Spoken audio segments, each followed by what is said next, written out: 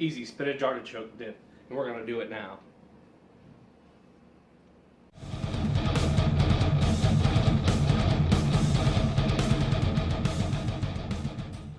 Step 1. Wash your filthy hands. You've probably been picking your ass, haven't you?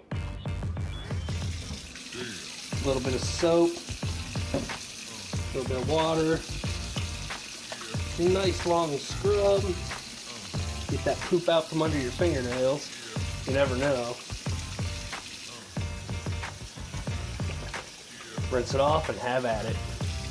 To build this, you're going to need some ingredients. And here's the ingredients you're going to need. Cavender's Greek.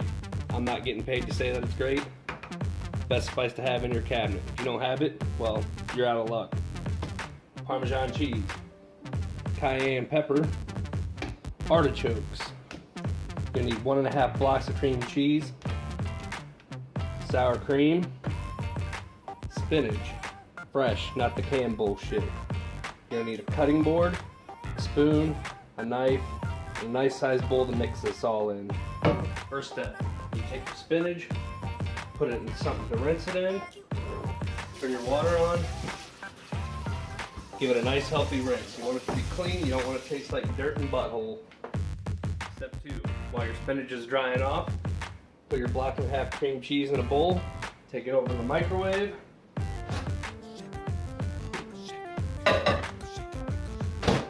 Put it in the microwave for 30-second intervals. Don't burn it. Do it 2-3 times. Just make sure it's soft so you can stir it up and mix it up and it becomes creamy. Step 3.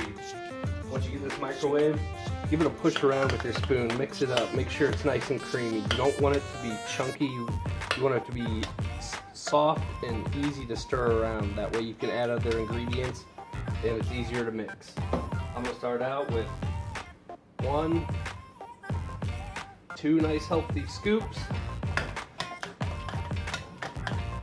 Give it a quick blend.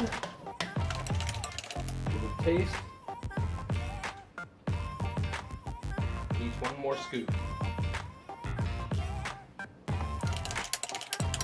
Next step, you're going to chop up your spinach. I just grabbed a nice healthy handful. You can chop it up. It looks like a lot, but it doesn't go a whole long way. So what I do is I crumble it up into a nice tight ball. I take my knife and just start chopping.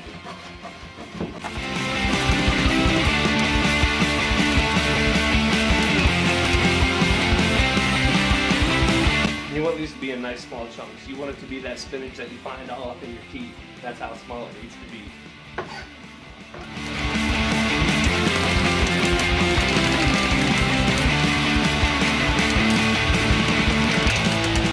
Get it to the consistency that you want it, add it to your mix. Don't add all of it because you got to keep the right texture for it. Now in this case, I'm going to use all of it. But if at any point you don't cut it enough and make enough, you can always cut more and add more. It's all about what you want. It's all about the consistency that you want. I'm just giving you the steps and the guidelines. Step is the artichoke hearts. I just so happen to have a convenient enough cutting board where I can take them out. I got drain spots right here. Now like I said, this is all the flavor, this is all the taste. Take as many or as less as you'd like. Whatever gives you that flavor. I am going to use 8. Because they're decent size and they're a little potent, they're a little strong, and I don't want them to overwhelm the rest of the dip. Once they've drained off, cut them up small, just like your spinach. I know, my knife handling skills. Oh, well you might cut your finger. Well, oh well. I've been doing this long enough, I haven't cut my finger and I really don't care.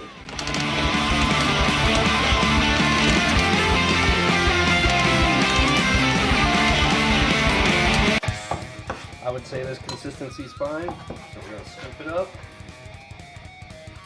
throw it in the bowl.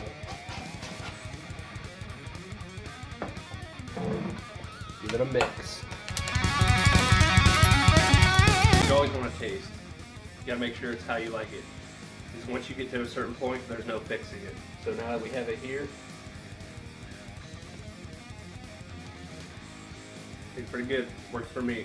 On to the next step. Next, we're gonna add our seasoning. It doesn't matter what order you do it. I prefer to do the Greek first, then the cayenne. This will give you your base flavor, and this gives you an extra kick. You don't have to add this. I add this because I like mine a little spicy. And then last, we're gonna do the Parmesan cheese. This helps with texture.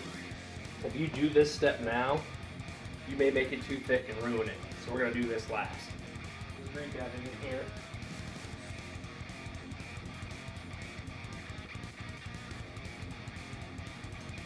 You want to be kind of generous with it. The cream cheese has a strong flavor to it. And you want to combine everything. You don't want to overwhelm it with one flavor. You want to be able to taste everything in here. So I'll give it a taste. Needs a little more. Now, since I like it spicy, I'm going to add the cayenne pepper. Give it a little sprinkle. Make sure it's all incorporated in there. Give it a taste. Just the right amount of kick. Now we move on to the Parmesan. This will help thicken it up a little bit, and it gives you a different cheese layer, a different cheese texture. You don't want these clumps in here. We're going to break them up.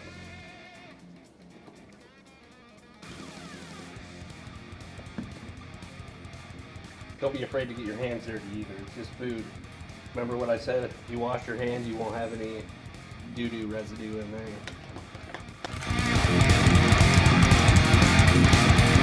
Give it a taste. I'm gonna add a little bit more Parmesan, but it's starting to get a little thick, so you want to be careful. If you make it too thick, it won't be dippable.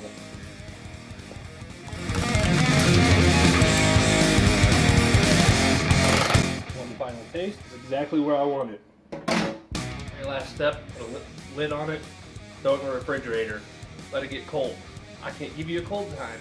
I don't know how fast your refrigerator cools. Some people like to put it right to the point before it freezes. You ever reach into somebody's fridge, grab something to drink, and it's half slush? Some people like that. I like that, but not everybody in my family does.